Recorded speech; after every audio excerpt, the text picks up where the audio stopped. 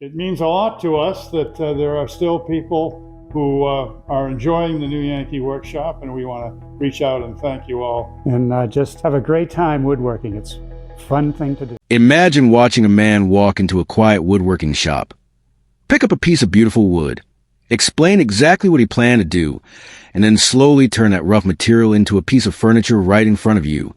There were no loud arguments, no fake drama, no race against clock, and no need for a flashy personality. There was just Norm Abram, his tools, his knowledge, and the steady sound of woodworking. For more than 2 decades, that simple formula made the new Yankee Workshop one of the most respected woodworking programs on television. Norm became much more than the host. To millions of viewers, he was the person who made woodworking feel possible. He explained difficult ideas in simple words, showed every important step, and never made beginners feel foolish for not knowing something. Then, after 21 seasons, the cameras stopped. On October 16th, 2009, WGBH announced that the new Yankee Workshop would end, and many viewers were surprised because nothing about the program seemed to suggest that its time was over. The projects were still being built, Norm was still teaching, and the show still had a loyal audience. So why did it end? For years, viewers could easily imagine the usual reasons. Maybe PBS had canceled it. Maybe ratings had dropped. Maybe production had become too expensive. Maybe there had been disagreements behind the scenes. But the story presented around the show's ending points in a much more personal direction. The end was not simply about television business or changing audience tastes. It was connected to the enormous demands that had been placed on Norm for more than 20 years. What looked simple on television was anything but simple behind the camera. Every project required research, planning, material selection, building, filming, and careful explanation. Norm was not standing in front of a finished piece and pretending to be a craftsman. He was actually doing the work. He had to measure, cut, shape, assemble, correct mistakes, and finish projects while cameras recorded the process. At the same time, he was also involved with this old house, meaning his professional life included 2 demanding television careers. The calm man viewers saw on screen was carrying a much larger workload than most people ever understood. As the years passed, the physical demands of real woodworking and long production schedules became harder to ignore. The story of why Norm left, therefore, is not really a story about a television star losing his place. It is a story about a craftsman deciding when enough was enough, protecting the work he loved, and finally having the freedom to enjoy woodworking on his own terms. When the new Yankee Workshop first appeared on PBS in 1989, the idea behind it seemed almost surprisingly simple. A skilled carpenter would enter a well-equipped workshop, explain a project, and build it from beginning to end. But the person chosen to make that idea work was not random. Producer Russell Morris had already changed home improvement television through this old house, a program built around real renovation work rather than polished demonstrations performed by actors. Morris understood that viewers connected with people who actually knew the work they were showing. While working on this old house, he saw something special in Norm Abram. Norm was clearly an excellent carpenter, but his greatest advantage was not simply his ability to build. He could teach. That difference mattered. Many skilled tradespeople know their work extremely well, but struggle when they have to explain it to someone who has never touched a tool. Norm seemed to have both abilities naturally. He could perform complicated woodworking tasks while explaining why each cut mattered, why a certain tool was being used, and what a beginner should watch for. He did not talk down to the audience. He did not rush through difficult steps just to make himself look impressive. Instead, he treated viewers like people working beside him. That calm attitude became one of the most important parts of the show's identity. His personality was quiet, confident, and practical. He did not need to shout or create drama because the work itself provided the interest. A complicated joint, a carefully selected piece of lumber, or the reproduction of an old piece of furniture could hold the audience's attention. This was especially important for PBS, where education was a major part of the mission. The show was not built around the idea that every episode needed a shocking moment. It was built around the pleasure of learning something correctly. Norm often studied historic furniture before recreating it, explaining where a piece came from, how it may have been built, and what made its design important. Then he returned to the workshop and began the difficult process of making his own version. Viewers saw the lumber being selected, measurements being made, joints being cut, parts being assembled, and surfaces being finished. That approach created trust. People knew that the person on screen understood what he was doing, because he was actually doing it. The workshop itself became part of that trust. It was not simply a television set filled with decorative tools. It functioned as a real woodworking shop, filled with machines and benches that had practical purposes. That authenticity helped make Norm different from many television hosts. He did not simply explain woodworking from a distance. He stood at the bench and demonstrated it. The calm pace of the new Yankee Workshop was another reason the show became so memorable. Modern television often tries to move quickly, but Norm did not seem interested in making woodworking look faster than it really was. He took time to explain measurements, tools, joints, and assembly. He wanted viewers to understand not only what he was doing, but why he was doing it. That difference was important because woodworking can look intimidating to someone who has never used a power tool or built furniture. Norm made the process feel manageable. Even when a project was complicated, he broke it into smaller steps. His safety reminders also became part of his teaching style. Before using equipment, he encouraged viewers to understand the safety instructions and respect the tools they were using. The message was simple. Skill was important, but safety came first. Behind that calm presentation, however, there was a great deal of work that the audience never saw. A finished episode might take roughly 40 to 60 hours of preparation and work before it was ready to air, according to the script. That process often began long before filming. Norm might research an old piece of furniture, study its proportions, examine its joinery, and learn about the style that influenced its design. Then he had to find suitable lumber. If the original piece used cherry, maple, walnut, or white oak, the goal was often to find wood that matched the character of the original as closely as possible. Grain pattern, thickness, appearance, and stability all mattered. Once the materials were ready, the television production created another layer of difficulty. A normal carpenter can choose the most efficient order for completing a job, but television has different needs. Cameras must be able to see important details. Lights must illuminate the work clearly. Microphones must be checked. Equipment may need to be repositioned. Sometimes a process may need to be arranged differently so the audience can understand it. Norm therefore had to balance two jobs at the same time. He had to be a craftsman doing the work correctly, and he had to be a teacher making the work easy enough for viewers to follow. That balance required experience. If he moved too quickly, beginners could become lost. If he explained every tiny detail, an episode could become too long. And when something went wrong, there was no simple way to hide it. A board could be cut too short. A joint could fit differently than expected, or could behave in a way that required correction. Norm had to solve those problems himself, while keeping the project moving. That was one of the show's greatest strengths. The audience was not watching someone pretend to be a carpenter. They were watching a real craftsman work through real problems. The authenticity was powerful, but it also meant that every episode demanded far more effort than the finished television program suggested.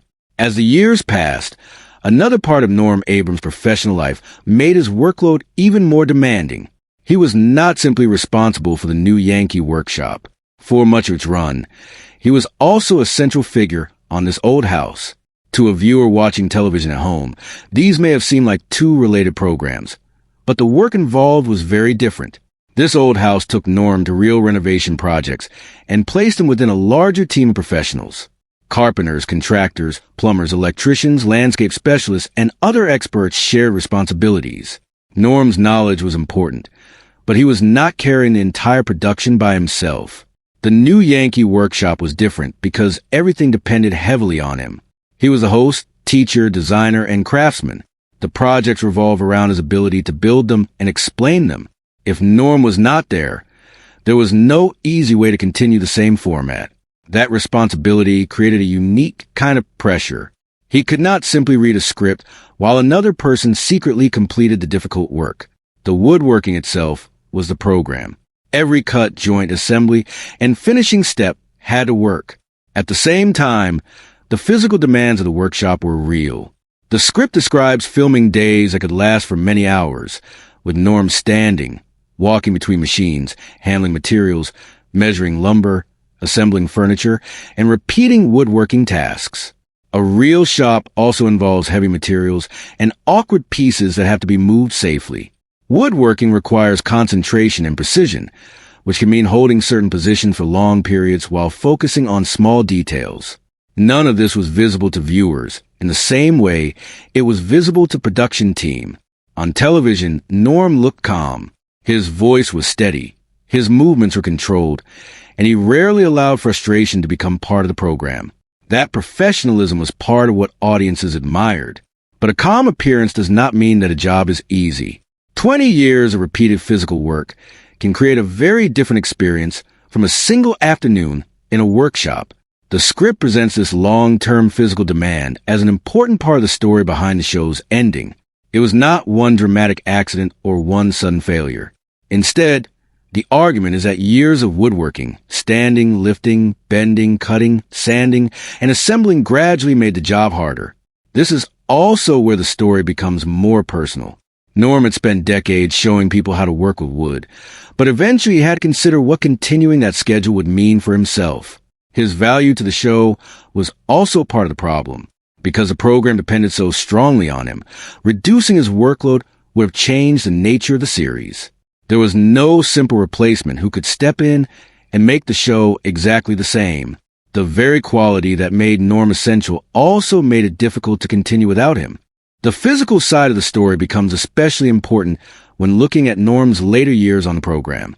The script describes the effects of decades spent doing demanding woodworking while also producing television. It presents chronic pain, back problems, and other physical difficulties as part of the reason continuing the same routine became harder. One condition specifically mentioned is plantar fasciitis, a painful problem involving the tissue along the bottom of the foot. The script connects this to the long hours spent standing and moving around a hard workshop floor. For someone working at a desk, standing for several hours may sound uncomfortable but manageable. For a carpenter, however, standing is only one part of the physical work. The person may also be lifting lumber, pushing boards through machines, bending over a bench, kneeling during assembly, moving heavy pieces, and repeating precise hand movements. The combination can be very different from simply being on your feet. The important point in the story is that Norm's physical problems were presented as gradual rather than sudden. There was no single moment when everything changed. Instead, the demand of the work accumulated over years. The audience rarely saw that side of his life because Norm did not make personal discomfort the subject of the show. Viewers tuned in to learn about woodworking, not to hear about the host's private struggles. That separation between his personal condition and his professional performance helped protect the calm identity of the program. He continued explaining tools, demonstrating techniques, and building furniture in the same steady manner viewers had come to expect. But behind the scenes, the question was becoming more difficult. How long could he continue producing a physically demanding show at the same level? This is the point where the title's promise becomes important. If the show had simply ended because of falling ratings, there would be little mystery. If it had been canceled because of money, the story would be about television business. Instead, the script presents the ending as a personal decision connected to years of physical demands. It describes conversations involving Norm, producer Russell Morrish, and WGBH leadership, with the central concern being whether Norm could continue without placing even more strain on his health. That makes the ending feel less like a cancellation and more like a decision about priorities. The audience may have seen the same calm Norm on television, but the person behind the camera had to think about what another season would require. After more than 2 decades, the question was no longer whether he could build another piece of furniture. Clearly, he could. The question was whether continuing the same television routine was worth the physical cost. That distinction is critical. Leaving the show did not mean Norm had suddenly lost his skills. It meant that the demands of turning those skills into a weekly television program had become something he needed to reconsider.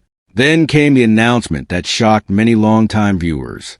On October 16, 2009, WGBH announced that the new Yankee Workshop would end after 21 seasons. To people who had watched the show for years, the news seemed sudden. There had been no obvious collapse in quality. Norm still appeared to be the same careful teacher, and the series still had a loyal audience. Because the announcement was unexpected, different explanations naturally began to appear. Some people assumed PBS had canceled the program. Others wondered whether ratings had fallen. Some suspected that production costs had become too high after so many years. Others imagined disagreements behind the scenes. Those explanations were understandable because television shows often end for exactly those reasons. But according to the story presented in the script, they did not explain what happened here. The script states that both Norm Abram and Russell Morris offered explanations of the ending, and that the message remained consistent. The show was reaching its conclusion because Norm had decided it was time to stop. There was no reported public dispute between Norm and Morris. No evidence was entered in the script of a creative battle, and no indication that falling ratings forced PBS to remove the program. Instead, the decision is described as being connected to the physical wear and tear that had accumulated after more than 20 years of demanding work. That is what makes the story more interesting than a simple cancellation. Norm was not being pushed out because he had become irrelevant. He was not replaced because viewers had stopped caring. The show ended because the person at its center believed it was time to move on, and that decision fits the personality viewers had seen for decades. Norm was never known for creating drama around himself. He did not need a huge farewell performance or a public argument to explain his decision. The script described his response as modest and grateful. He looked back at the projects, the people he had worked with, and the viewers who had supported the program. That quiet approach seems fitting for someone whose television personality was based on patience and craftsmanship rather than spectacle. Russell Morris also understood that the program was inseparable from Norm. The show was not simply a collection of woodworking plans that could continue with another host. Its identity came from the person standing at the workbench. Norm's voice, method, experience, and teaching style were part of the program's appeal. Replacing him would have meant creating something different. Rather than doing that, the production accepted that the series had reached its natural conclusion. After 21 seasons, the workshop became quiet, the cameras stopped, and one of the longest-running woodworking stories on American television came to an end. But there is an important difference between leaving a television show and leaving woodworking. For Norm Abram, the end of the new Yankee Workshop did not mean that he was finished with a craft that had defined so much of his life. In fact, stepping away from the program gave him something he had not had in years: freedom. Television schedules can control the way a craftsman works. A project must fit into production plans. Materials have to be ready when filming begins. Cameras have to be positioned. Lessons have to be explained. Deadlines have to be met. When the work is being created for television, the project belongs partly to the audience and the production schedule. When the cameras disappear, the craftsman can return to a different relationship with the work. The script describes Norm as having personal projects that have been waiting for his attention, including work connected with his timber frame home in Massachusetts. Like many people who spend their careers helping others, he had often had limited time to finish his own projects. The demands of television came first. One season required months of planning, building, filming, and preparation, and before one season was completely behind him, another could already be approaching. His own woodworking ideas had to wait. Ending the show changed that. He could enter his workshop without thinking about what the camera needed next.